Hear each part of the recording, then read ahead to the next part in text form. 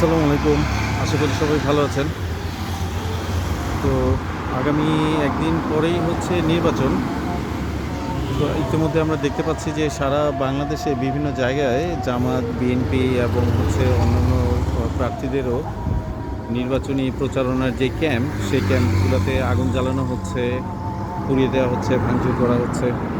এবং ইতিমধ্যে আমরা দেখতে পেয়েছি যে সারা বাংলাদেশে বিভিন্ন জায়গায় যৌথ বাহিনী হচ্ছে অনেক বিদেশি অস্ত্রসহ দেশীয় বিভিন্ন ধরনের অস্ত্রশস্ত্র উদ্ধার করতেছে। তো সব কিছু মিলে মনে হচ্ছে যে আগামী নির্বাচনটাকে বানচাল করা বা প্রশ্নবিদ্ধ করার জন্য একটা বড় ধরনের ষড়যন্ত্র চলতেছে। তো আমাদের সবারই হচ্ছে যার যার জায়গা থেকে একটু সচেতন থাকতে হবে এবং সবাই মিলে ইনশাল্লাহ সব ষড়যন্ত্র আমরা প্রতিহত করব। তার পাশাপাশি হচ্ছে প্রশাসনের প্রতিও একটা আকুল আবেদন থাকবে যেন এগুলো খুব হার্ডলাইন থেকে যেন দমন করা হয়।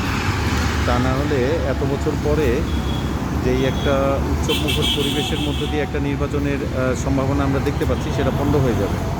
তো এই নির্বাচনকে কোনো মতেই হচ্ছে করতে দেওয়া হবে না, প্রশ্নবদ্ধ করতে যেন দেওয়া না হয় এবং সবার নিজ নিজ জায়গা থেকে যেন আমরা সচেতন থাকতে পারি এবং দুষ্কৃতিকারীদেরকে প্রতিহত করতে পারি, সেই আশা করব।